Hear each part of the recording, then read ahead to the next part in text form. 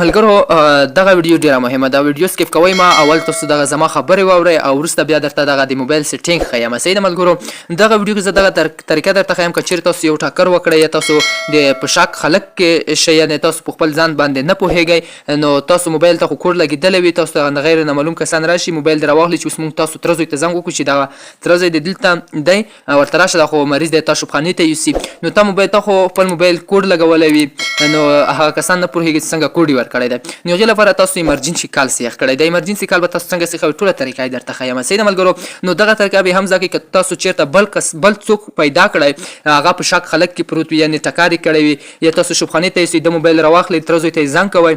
نو دا خو کوډ ورته لګولی تاسو به ورته تره زوی ته څنګه زنګ کوئ تاسو به یې نږدې ملګري ته څنګه زنګ کوئ نو تاسو به موبایل څنګه دغه زنګ ورته کوئ. کله چې تاسو موبایل لاک کړئ زه خو چې چېرې اوس موبایل لاک کړم نو بیا دغه ویډیو کټ کېږي. کله چې موبایل لاک کړئ نو دلته تاسو ته لاندې لیکلي وي ایمرجنسي. کله چې ایمرجنسي باندې ورته کلیک وکړئ که چېرته هم سیټینګ کړی وي نو تاسو ته بیا دلته یو څو نمبرې را پورته کوي چې دغو نمبرو ته زنګ وکړم نو بیا به هغې نمبرو ته ورته زنګ کوي او که چیرې نوي سیم کړی یا تا نوي سیخي کړي نو ته اوس همدا اوس سیخي که تاسو به څنګه وایئ دغه نمبر به پکې ټاک کړئ خپل د تره زوی خپل د نږدې ملګري چې تاسو سره مرسته کوي هغه پکې ټاک کړئ او تاسو بیا دغې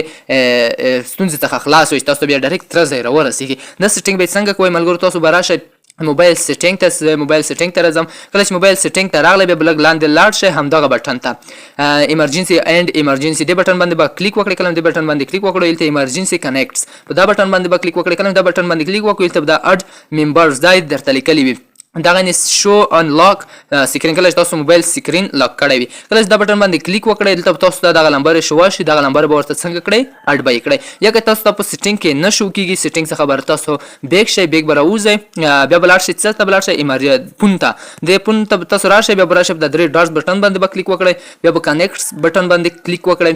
کله چې دا کنیکټ بټن باندې کلیک وکړئ دلته تاسو ته دا څو نمبر راښکاره کوي بیا په دغه بټن باندې کلیک وکړئ دلته ته لیکل دي ایمرجنسي کنیکټس. کله چې ایمرجنسي کنیکټس بیا درته ولیکل دلته بیا یو څو نمبر ورته اډ کړئ. زه اوس درته ښیم په همدغه ځای کې زه نمبر ورته اډ کوم زما د تره زوی او زما د نږدې ملګري زه نمبر ورته اډ کوم زما د تره زوی یو نمبر ورته اډ کوم او بل ملګري یعنې د تره زوی نمبر ورته اډ کوم او یو بل ورته اډ کوم او لاندې راځم زه یې درته ښیم دغه هغه ملګري مې اډ کړل چې هغه سره زه نږدې تره زمن مې دي یعنې ما سره په نږدې وخت کې کومک راکړی شي یعنې رسېدګي راتلی شي. دلته ملګري به تاسو یا تره زمن به نه اډ کوئ چې هغه تا څخه ویریا دي یا لرې دي نورو پرتو سیمو کې دي هغه تا ته بیا په ایمرجنسي حالت کې څنګه راورسېږي. نو دا نمبر به ورته اډ کړئ ما به راشئ ډن بټن باندې به کلیک وکړئ تاسو کتلی شئ دغه نمبر مې ورته اډ کړئ یو دوه درې څلور دا څلور نمبر مې ورته اډ کړي که تاسو نور اډ کوئ دغه ځای باندې بیا کلیک وکړئ نور یې هم پکې اډ کولی شئ. کله چې دغه اډ کړئ دې څخه بیا بیک شئ. کله چې بیک شوئ کله چې تاسو موبایل سکرین لوک کړئ لاندې بیا دا ځای کې درته لیکلي وي چې ایمرجنسي کله کلیک وکړئ سر کې چې ما د څلور نمبر ورته اډ کړي دغه څلور نمبر به څنګه وي کله چې بیا څلور نمبر کلیک کړي ډایرکټ ورته اتوماتیک ډول زنګ تېرېږي هغه نږدې ملګري ته دې زنګ تېرېږي. نو دغه طریقه تاسو زده کړه چې کله تاسو یو کس وینئ هغه په شک خلک کې وي یعنې بېهوشه وي تاسو د هغه نمبر راواخلئ تاسو دغه کس یا شوبخانې ته وړئ یا شوبخانې ته تاسو رسېدګي نشئ ورته کړی دغه نمبر راواخلئ ایمرجنسي ته به د نمبر سیخي کړی وي که سیخي کړی نه وي ته یې همدا اوس سیخي کوه ته که چېرې ته بیا په شک خلک کې پروت وې نو تا دغه طریقه بل چا زده وي نو دغه بیا تا نمبر دا شی راخلي او د تره زوی ته یې دې زنګ کوي. نو ما اوس سیخي کړی که چېرته زه په ویش حالت کې شوم یعنې ما ناشنا کسان راشي زما موبایل راواخلي زما تره زوی ته یې زنګ کولی شي چې تره زوی دې دا ځای کې دی دې ځای ته ځان راورسوه. داسې نه چې تاسو خپل پلار ورته پکې اډ کړئ پلار ته زنګ وکړئ هغه خپله د دې له وجې هم خرپېږي یا تاسو خپل ورور نمبر پکې اډ کړئ نو تاسو به د تره نمبر پکې اډ کوئ. صحیح ده ملګرو. نو دغه ویډیو ډېره مهمه دا سیټینګ تاسو هم په دوو طریقو زده کړئ